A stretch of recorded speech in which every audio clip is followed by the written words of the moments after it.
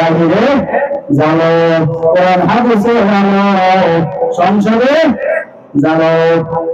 এবার বাচ্চা হারুন রশিদ বললো, চেয়ারে বসে আলেম কি বলছিল মনে আছে? ওই আলেম রাত দিয়া বলে, হুজুর আমার আল্লাহ রাব্বুল আলামিন মুহূর্তের মধ্যে সব কিছু চেঞ্জ করে দিতে পারে।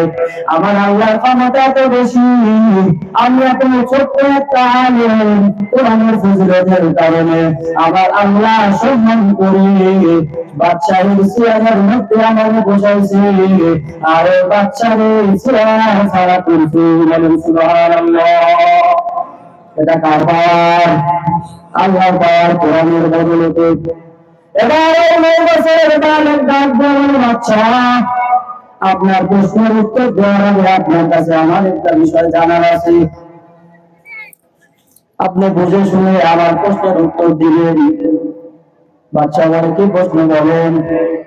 বলে, বাচ্চা বলেন দেখি, আপনার জীবনে এমন কোন ঘটনা ঘটেছে নাকি যে ঘটনার মধ্যে আপনার সামনে সুন্দরী রূপসী রমণী ডাগর চোখা হরিণ চোখা মহিলা আপনার সামনে বসেছিল, আপনি মন চাইলে তার সাথে জিনার মধ্যে লিপ্ত হতে পারতেন, কিন্তু এমন অবস্থা আমার আল্লাহ রাব্বুল আলামিনের ভয়ে আপনি এক মুহূর্তের জন্য তার দিকে দৃষ্টি দেন না। আল্লাহু আকবার। এই প্রশ্নটা শোনার সাথে সাথে বাচ্চা হারুন রশিদের চোখ বেয়ে পানি পড়তেছে, অশ্রু ঝরতেছে। বাচ্চা হারুন রশিদ কান্না জড়িত কণ্ঠে বলে, হুজুর আমার জীবনে একটা শত শত ঘটনা ঘটেছে। আমি যেহেতু রাজ্যের বাদশাহ, রাজ্য পরিচালনা করার কারণে রাজ্যের কাছে আরো বিভিন্ন কাজে রাজ্যের সুন্দরী রূপসী মহিলারা আমার সামনে উপস্থিত হয়, কিন্তু আমি আমার মাওলার ভয়, আল্লাহর জাহান্নামের ভয় এত বেশি, আমি কখনো আমার মহিলাদের দিকে কোনো নজরে তাকাই না। এই কথাটা বলার সাথে সাথে ওই 9 বছরের বালক বলে, এবার আমি আপনার প্রশ্নের উত্তরটা পেয়ে গেছি। সকল আলেম তো অবাক হয়ে আছে, এটা কেমন কথা? আজকে আমরা এতজন আলেম মিলে যে প্রশ্নের উত্তর দিতে পারলাম না, এই যুবক আলেম কিভাবে সেই প্রশ্নের উত্তর দিয়ে দিবে? সবাই উত্তরটা শোনার জন্য ব্যাকুল আগ্রহে বসে আছে। আপনারা আসেননি? কে আছেন? তাহলে 4-5 জনের শোনাই ভাই, আপনি স্টেজে আছেন। কে কে আছেন? ঘুম ধরে গেছে? ঘুম ধরে গেছে? উত্তর শুনবেন না? আগামী বছর ইনশাআল্লাহ, আগামী বছর, এই বছরই শোনাইতেই হবে। তাহলে লিল্লাহি তাকবীর বলে তো হাতটা যখন দেওয়া লাগে, লিল্লাহি তাকবীর, লিল্লাহি তাকবীর। এবার উত্তরটা শুনেন। ঘটনা কি ঘটলো? বাচ্চারা ডাক দিয়ে বলতেছে, বাচ্চা আপনার জীবনে এমন একটা ঘটনা আছে যে ঘটনার মধ্যে আপনার সামনে মনে করেন বিশ্ব সুন্দরী মহিলা আপনার সামনে উপস্থিত ছিল, মন চাইলে আপনি তার সাথে জিনার কাজে লিপ্ত হতে পারতেন, কিন্তু আপনি আল্লাহর ভয়ে জাহান্নামের ভয়ে আপনি তার দিকে জিনা তো করেননি, একটাবার কোন নজরের দৃষ্টিও দেননি। বিষয়টা বুঝছেন? নিজের জীবনের সাথে বলছে, আগে কি করতে হবে? মিলাইতে হবে। এবারে 9 বছরের আলেম ডাক দিয়ে বলে, বাচ্চা আমি আপনার প্রশ্নের উত্তরটা পেয়ে গেছি। বলে, কি উত্তর বলেন তাদের মতো? বলে, না। এবার বাচ্চা হারুন রশিদের প্রশ্নের জবাবে আলেম বলেন, আপনি নিশ্চিত? আমি আল্লাহর কসম করে বলতে পারি আপনি নিশ্চিত জান্নাতি। বলেন সুবহানাল্লাহ। যখন 9 বছরের আলেম বলল আপনি নিশ্চিত জান্নাতি, তখন সকল আলেমের মাথাটা গরম হয়ে গেল। এটা কেমন কথা? দুনিয়ার মধ্যে কোন মানুষ বলতে পারে না কোন মানুষ জান্নাতি কে জাহান্নামী? হ্যাঁ, এতটুকু বলা যায়, কেউ যদি ভালো কাজ বেশি করে তাহলে সে জান্নাতের পথে আছে, সে ভালো কাজ করতেছে, নেক কাজ করতেছে। আর যদি কেউ নেক কাজ যদি কম করে তাহলে এটা বলা যায় সে জাহান্নামের পথে আছে। এবার বলো, তুমি এই প্রশ্ন কোথায় থেকে দিলে? দলিল আসেনি। সবাই বলতেছে দলিল আসেনি। বলে হ্যাঁ হ্যাঁ, আমার কাছে দলিল আছে, আমি আল্লাহর কোরআন থেকে দলিল দেব। বলেন সুবহানাল্লাহ। এবার আলেম কোরআনের সূরাতুন নাজিয়াত 40 নম্বর আয়াত শোনায়া দেয়। আমার আল্লাহ রাব্বুল আলামিনের ভয়, আল্লাহ রাব্বুল আলামিনকে ভয় করে যে বান্দা গুনাহ থেকে বেঁচে থাকবে, আল্লাহ রাব্বুল আলামিন অবশ্যই তাকে জান্নাতুল মাওয়ার মালিক বানায়া দিবে। বলেন সুবহানাল্লাহ। সূরাতুন নাজিয়াত কয় নম্বর আয়াত? 40 নম্বর আয়াত। ওই আয়াতের মধ্যে আল্লাহ রাব্বুল আলামিন বলতেছেন, আমার যে বান্দা আমি আল্লাহর ভয়ে, জাহান্নামের ভয়ে নিজের নজরকে হেফাজত করবে, আল্লাহ রাব্বুল আলামিন তাকে জান্নাতুল মাওয়ার মালিক বানায়া দিবে। ও গো নবীর উম্মতেরা,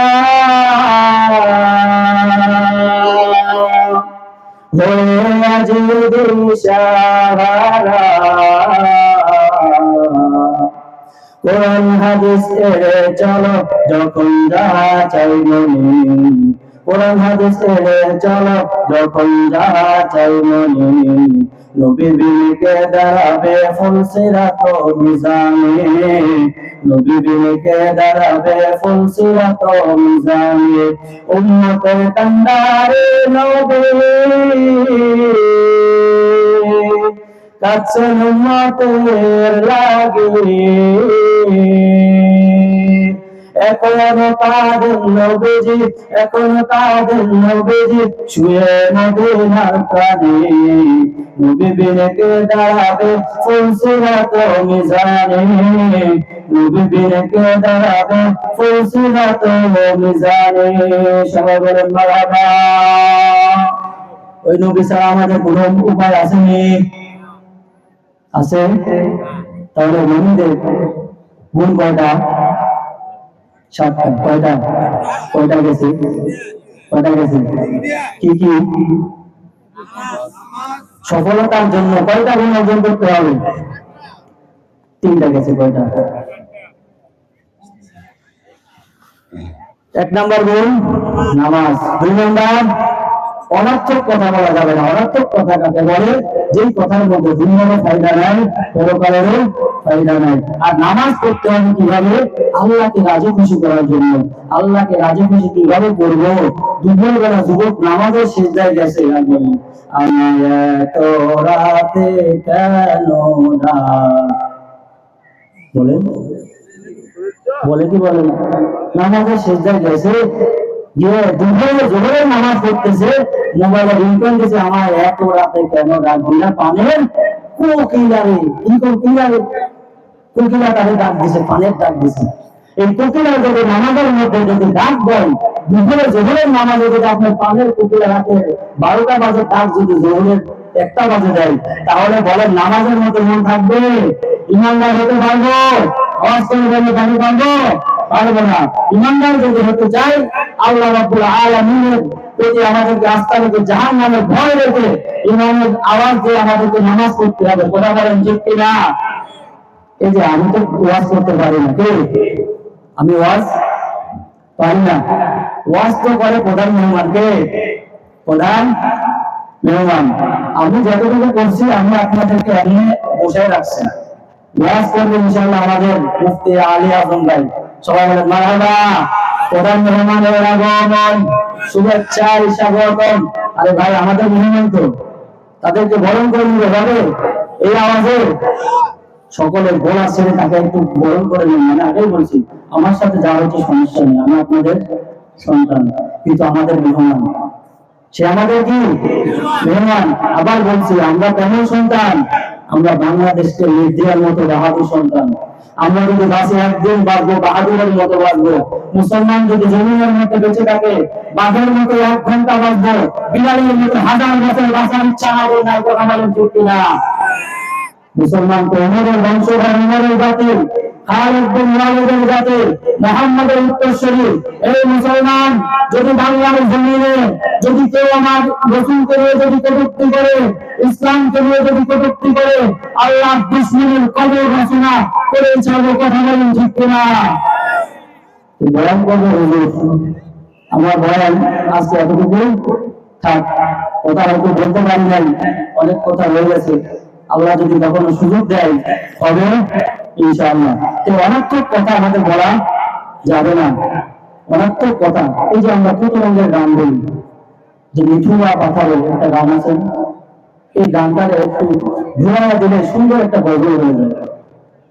অন্ধকার কবরে থাকিব একা রে, আল্লাহ ছাড়া কোনো মাবুদ নাই। আছে অন্ধকার কবরে আল্লাহ ছাড়া কোনো মাবুদ আছে? আল্লাহ ছাড়া কোনো মাবুদ নাই, আল্লাহ ছাড়া কোনো মাবুদ নাই। সবাই তো আমার সাথে গান শেষ।